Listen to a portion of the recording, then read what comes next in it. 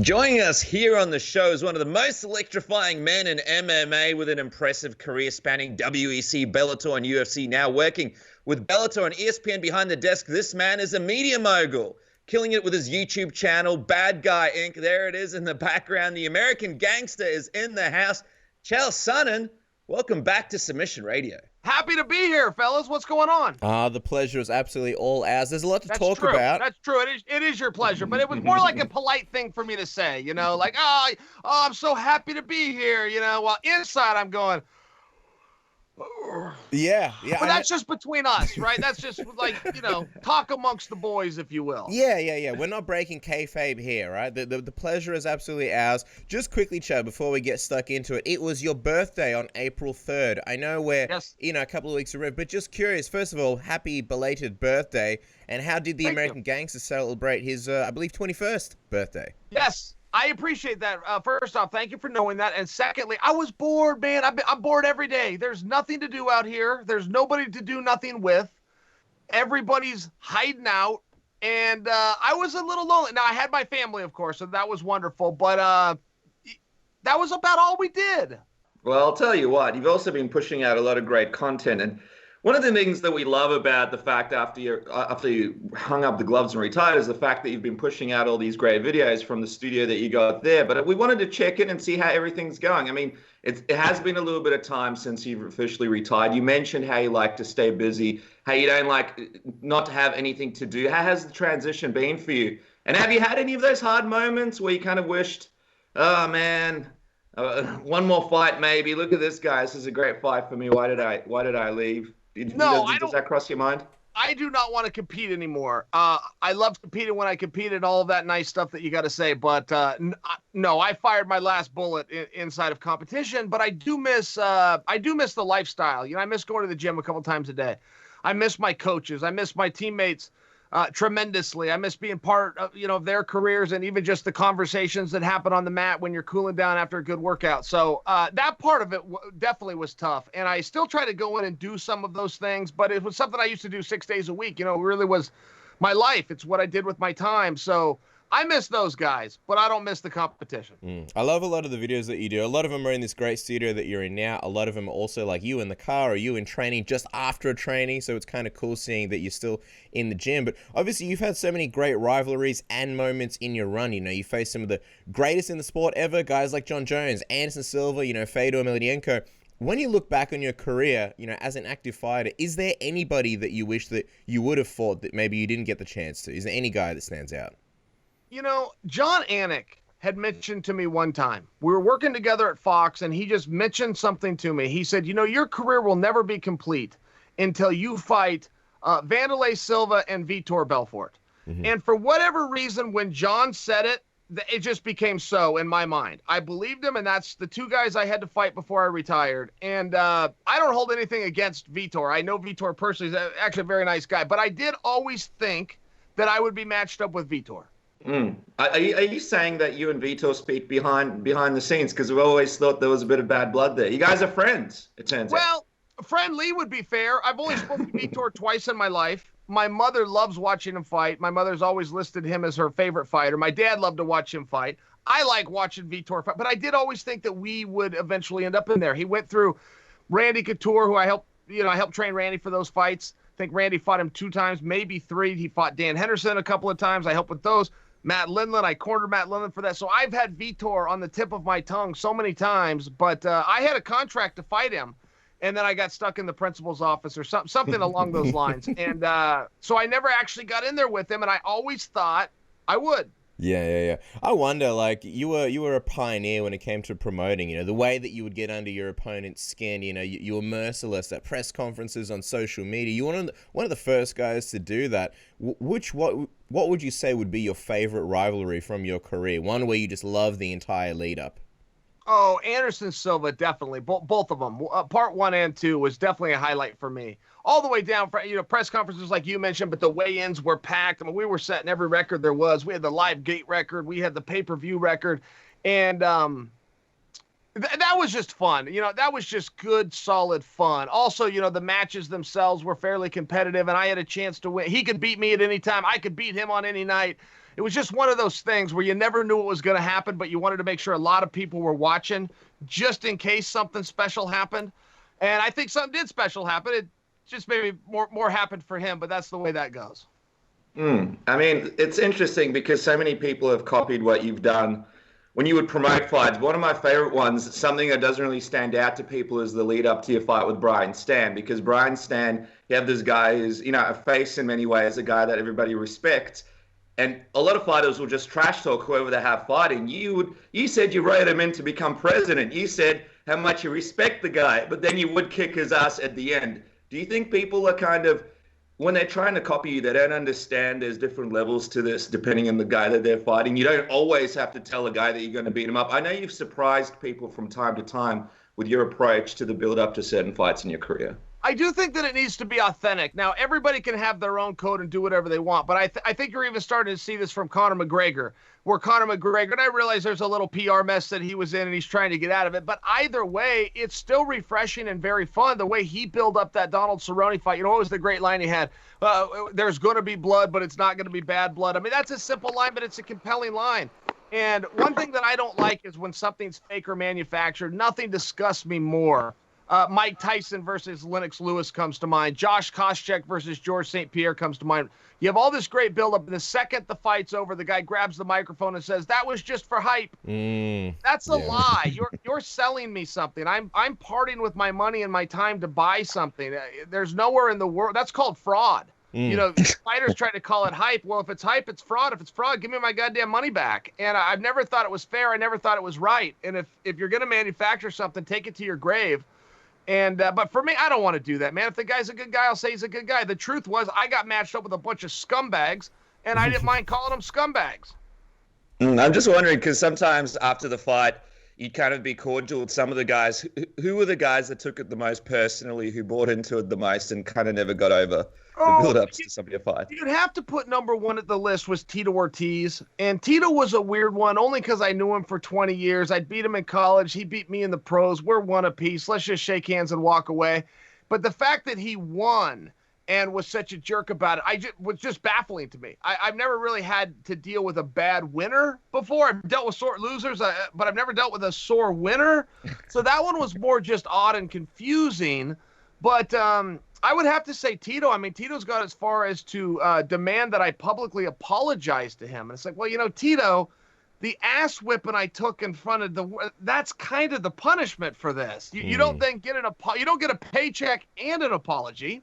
Yeah, that whole lead up, like pre-fight post, was just so classic you and Tito. So it was a nice one to have, even in the latter stages of your career. I wanted to ask, obviously, you're sort of a legend and an icon in the middleweight division, and I wanted to ask you about, obviously, the champ at the moment, Israel Adesanya. What do you think of the guy? He's young, he's entertaining, he's from our neck of the woods. And what do you think is sort of his biggest asset when it comes to being so marketable and in touch with the fans? Because that's kind of one of the biggest things that he has when you look at this guy. He understands this to the highest of levels. He is amongst the great entertainers in the sport, and the only person I could put with him would be MVP. And, you got to understand, you've got your in-ring action, and then you have your post-fight interview. Those are really the two aspects. The only other thing that you could be entertaining out is the walkout, but who could focus on the fight while being entertained in the walkout? Answer, MVP and Israel Adesanya. I mean, Adesanya, the mere fact that he walked into Australia in front of 57,000 people and choreographed danced his way to the ring to then take on the baddest dude in the world, of which he stopped twice within 7 minutes and leave there with the championship. And by the way, call out his next fight before he leaves. He leaves nothing on the table. He forgets nothing. He's ready at all times. He's a consummate professional. If you ever meet him, he's also a very nice guy. And then when he competes, he's a wild talent. I mean, everybody loves a winner, right? That's kind of what a hype train's all about. And people are getting on board. I want to get your thoughts on his thing with Jones. Just quickly, we saw just over the last 24 hours, him and Tyron Woodley have been going back and forth at it. Tyron Woodley revealing his plans to become the welterweight champion and then move up to middleweight and potentially fight Israel Adesanya. And I'm just wondering, as a former top middleweight yourself, what do you think of Woodley's plans? How do you think a guy like Woodley would go in the middleweight division. Okay, so this is going to surprise you. Now, look, that fight's not going to happen. Woodley followed that call-out up by saying, there's 4 fights I need to do at welterweight. And unless he wins all 4, he's not going to bump up and get a shot to be the champ, if you will. But that's actually a really hard fight for Adesanya. I mean, it really is. The hardest guy to fight is the guy 1 weight class below you. He's just a little bit quicker than what you're used to, and he can go just a little bit longer because he's a little bit lighter and he doesn't get tired quite as fast. The hardest guy to fight is 1 weight underneath you. And I realize what people are going to do. They're all going to dismiss Tyron and go ahead because the fight's not going to happen anyway. But if you want to know if that fight happened, that's a lot harder and a lot closer match than many might think. I guess it'd be fascinating to see Tyron Woodley, not having to cut all that weight to welterweight. He's a pretty thick and muscly guy. What do you think of the trash talk between the two of them? Adesanya kind of reminding him about the Usman fight, and Tyron, I guess, seeming more frustrated and more passionate in his trash talk than we've seen in maybe a while.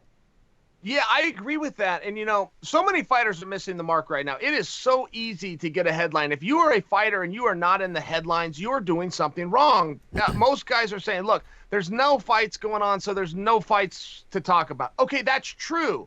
But if everybody is doing that and everybody's taking their oars out of the water, now's the time to strike. You can go up and get all the Tony Ferguson is the biggest star in sports over the last 10 days, and all he did is put his ass on a scale. But it was the only thing that happened. We've all been talking about it. We have no choice but to talk about it. It was a brilliant move. Even if just from a marketing standpoint, which Tony had a lot of other reasons to do that, I'm just saying it was a very brilliant move. So if you're Tyron Woodley, I don't think Tyron was out just having fun. But if he was just looking to get some attention, always go after Adesanya. Because Adesanya will always respond. Adesanya doesn't look to the number 1 contenders. Don't forget, Adesanya just fought Yoel Romero, who was not a number 1 contender, who was coming off a loss. That fight made no sense. He got to fight Yoel because he doesn't like him. And he told Dana that. He said, hey, don't punish me for my success. I got in this business because there's some guys that I want to fight. And if you're telling me I don't get to fight him now because I've done so well at fighting, that's not what I signed up for. And Dana goes, okay, you're fighting Yoel Romero. So my only point to you is, don't think Adesanya is going to run and hide if you're a lower name or you're not likely to get in there with him. If you say his name, he will say your name back. And Adesanya is looking to fight as frequently as possible. Just lastly on Woodley, he's mentioned his plans to become the champ again. Such a tough division right now. Do you think Woodley becomes the champ before he retires in the welterweight division again? I think Woodley's going to have a very hard time getting that fight. The reports on Tyron Woodley, which they stun me, because he's such a nice guy and I can deal with him so well, is that he was hard for the office. That was always the knock on him. He didn't want to do fights. He said no too many times. If that's true, or even if that perception is true, it's very hard for the office to then give you that kind of an opportunity and go, well, what happens if you win it and we got to go back into this mess again? So I think that Tyron is, maybe going to have to rebuild a couple of those relationships. I think with a couple of good wins, it's going to be hard to deny him. He appears that the Leon Edwards, he's getting pushed to the side and he's going after Colby Covington. I think anybody that wins between Tyron and Colby is now eligible for a title shot. Getting the title shot is different than being eligible, but I don't think anyone would argue if those two monsters went at it and somebody came out, give them the chance. Just sort of staying on Adesanya, I know you mentioned that with this Woodley fight, obviously Woodley's got more fights at welterweight. That fight is never going to happen. What about Jon Jones? Because Adesanya's kind of in a similar position where he has planned a bunch of fights at middleweight. He wants to be active and defend that belt. Do you think that we see Jon Jones versus Adesanya, at any point? I think that fight is further out than it once was. Don't forget what's happened in the last 60 days, largely because of Dominic Reyes. But nobody could sell out an arena fighting Jon Jones. Jon Jones was the worst drawing champion in the organization. That wasn't Jon's fault. Jon did everything right. He was getting a little bit of the Roy Jones effect, where he was so good and everybody knew how that movie was going to end, so nobody wanted to buy a ticket to watch it. The reality is now, because of the competitiveness that Reyes showed with him, many people believing Reyes won, myself included, that all of a sudden it did just get a little bit more interesting. Now Jon trying to stay away from Reyes and go over to Blachowicz, showing that. I mean, those things work. Those are playground rules, but playground rules don't go away in the pros. And the point I'm trying to make is Jon had nothing going on. He was talking about going up to heavyweight just so he get somebody to watch him. He was talking about trying to bring Adesanya up to light heavyweight just to get somebody to watch. All of a sudden, the world is different for Jon Jones. Jon now has 2 great fights between Jan Blachowicz and Dominic Reyes. Who's he going to fight next? I don't know, but I can tell you with confidence he's going to fight both of them. It's interesting because going back to this feud with, well, I guess you can't really call it a feud, but it is building into a big thing between Jones and Israel Adesanya. I'd love to hear your thoughts on what do you think of it so far? I mean, it's back and forth on Twitter and Instagram, and it's not really in person. But do you think it could compare to you and Anderson back in the day if this thing keeps building? Oh, definitely. Yes, if that fight got signed and those guys were given a full media tour, yeah. And what's so good about him is Adesanya is absolutely sure he's going to beat Jon Jones. And Jon Jones is absolutely sure he's going to beat Adesanya. And both of them with their speak as well, it's the same thing. Neither one is conceding to Big Brother here. They're both looking at like, hey, I'm the alpha in the room. There's something very fun about that. And, yeah, I think that could be real fun. I think Adesanya will take it in any direction. I think Jon Jones, since his latest arrest and the fact that, I mean, the mask is up. The world's known he's a scumbag for a while, but now that he's finally in touch with just what a dirty guy he is, and now he's putting out interviews, he's steering into it. Look, from a livability and a civility standpoint, okay, go ahead and question Jon Jones's character. I'm speaking about from a marketing and promotional standpoint, he's doing everything right. The gig is up. Everybody knows you were on TMZ in handcuffs crying about, I want to go home and be with my kids. It's like, dude, it's 2 a.m. You're firing guns while running donuts in a parking lot, high, drunk on tequila. Your time to be with are your kids even still up, you bum? The fact that he would be that level of a scumbag, just go with it. Just be a scumbag. When shooting afterwards on social media, he's embracing the heel. Let me ask you this, because a lot of people are talking about what the fight would look like. I would love to know, what would the fight week look like? Jon Jones is someone that you've had a fight week with before, and you know Jon Jones is a guy who's pretty good on the mic. He's pretty good at deflecting. He's pretty good at responding. He's pretty good in person. And then you got Israel Adesanya, who has shown us he's really good as well. Who do you think wins that battle before the guys actually get in the octagon? I got to tell you, with all due respect, you're the first guy to ever say Jon was good on a mic. Jon doesn't even know what day it is most of the time. I mean, Jon really is just looking for the next party. So you're literally the first person to ever say that you thought Jon spoke well. But I will tell you, Adesanya brings a fire, right? I mean, there's a venom. He practiced. He's rehearsed. Jon Jones is not ready for press conferences. And a lot of guys see a dishonor in that you should just freestyle and answer the questions that are asked of you. Man, it's no different than any other job interview or any test I've ever gone to in my life. If I know it's test day, I'm going to study for the test. Adesanya studies for the test. He doesn't answer the question asked of him. He waits till your mouth's done moving, and then he says whatever the hell he wants. Jon Jones answers questions. Good ones don't answer questions. They handle questions. Who would you lean to? Excuse me. Who would you lean towards in that fight if it were to happen? Forget it. Adesanya whip his ass. Really? That confident on the feet, yeah, or just everywhere? Do you think Thiago Santos beats Adesanya, or do you think that Dominic Reyes beats Adesanya? I mean, these were really close matches for Jon Jones. I thought he lost both of them on the 10-9 must system. I thought he lost to Santos too. I'm not bullish on that. I'm not even bullish on the Reyes one. Those were just my opinions. I think that ship has sailed. I think Jon's tough. I don't think he's the greatest of all time. I think that's Georges St. Pierre, but I do think that Jon Jones would have an argument to the toughest of all time. To watch his grit, to watch Jon Jones seeing everything slip away, and he finds a way to get victory anyway. He finds a way to push through. Jon gets a lot of credit with me. I just think when you're comparing him to Adesanya, Adesanya's one. Jones is in a good spot, but he's still number 2. I'd just love to hear what memories do you have from the fight with Jon Jones? Obviously, it didn't go your way, but then at the end of the fight, you find out his toe was popping out of his foot, and if the fight would have gone on a bit longer, you would have been the first guy to beat Jon Jones. What sort of pops out to you when you got in that? By the way, an unbelievable season of The Ultimate Fighter as well. I appreciate that. Yeah. We had a lot of fun there.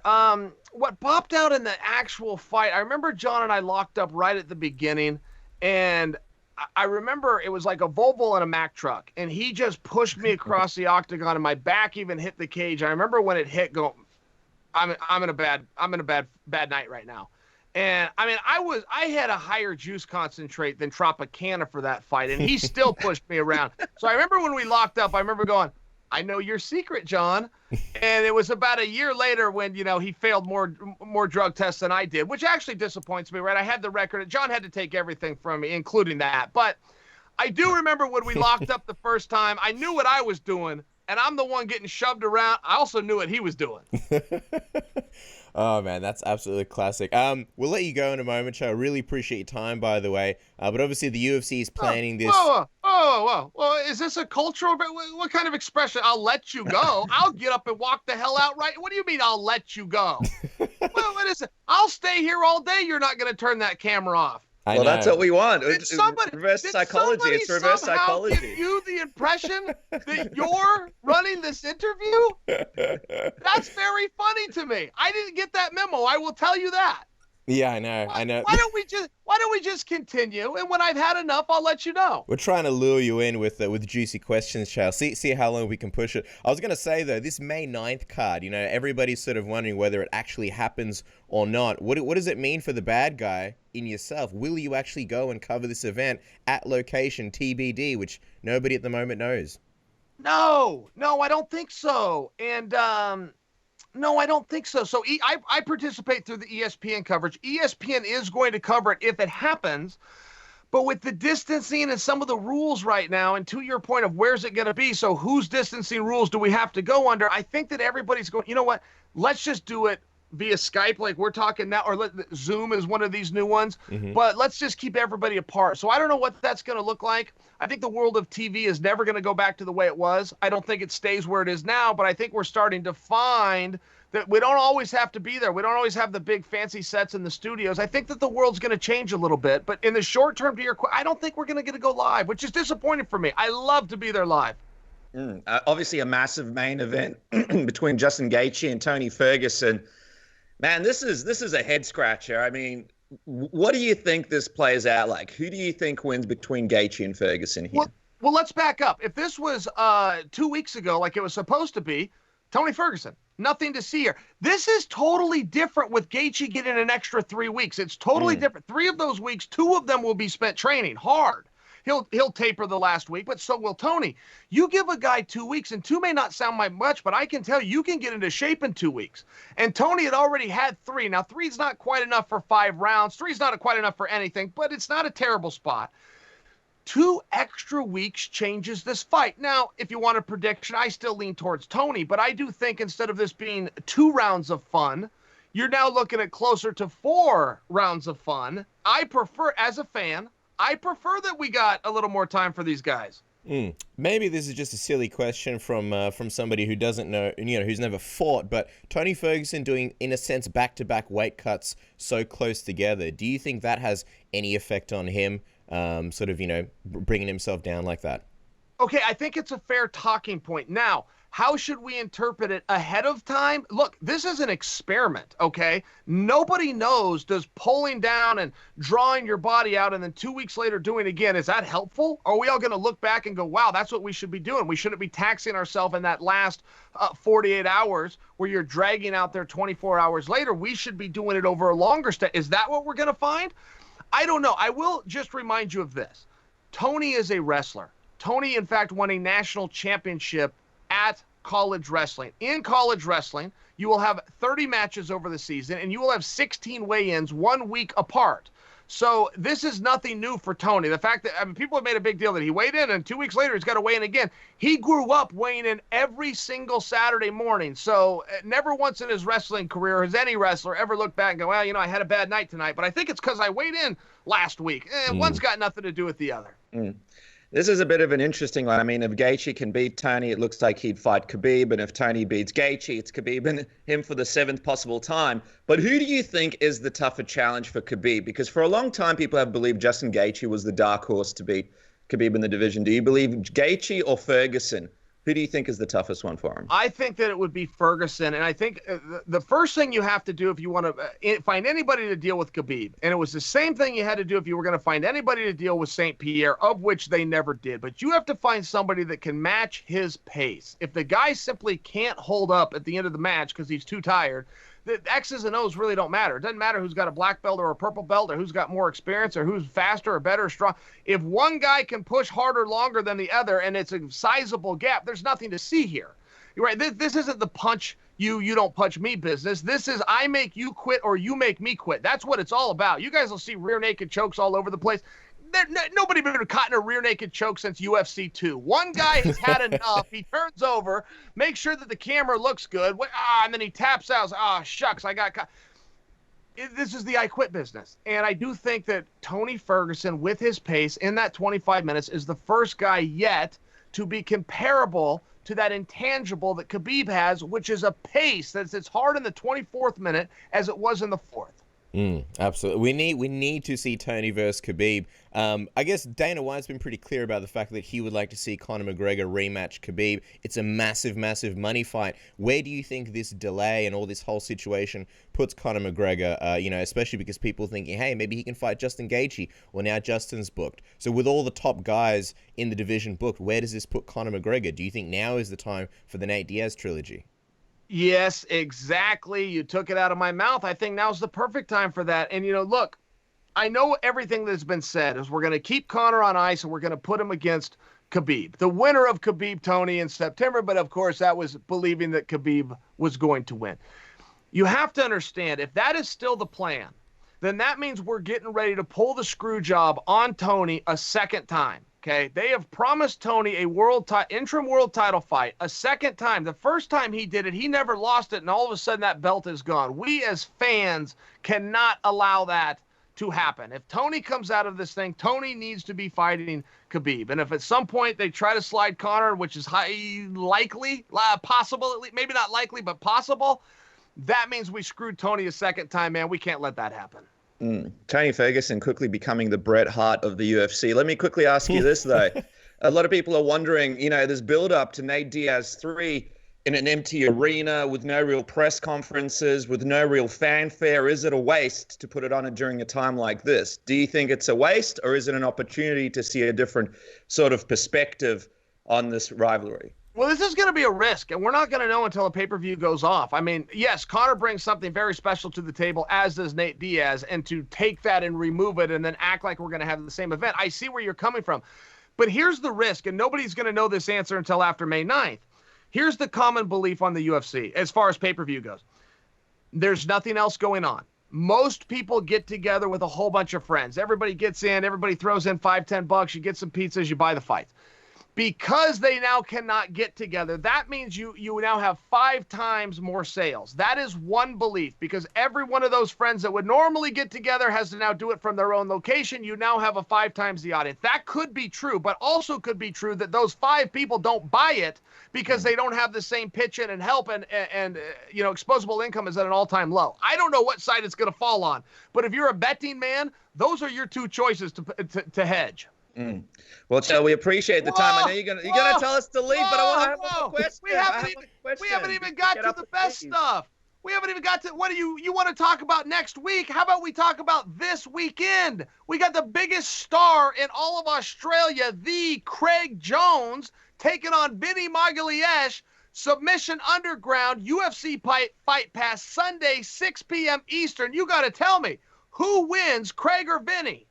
I'll tell you what, man. Craig Jones from Absolute MMA down here. We've done a lot of work with the guys there, Simon Carson, and a great group down there. And you can't go past Craig Jones. He's one of the best guys in the world. So proud of him and Lockie Giles.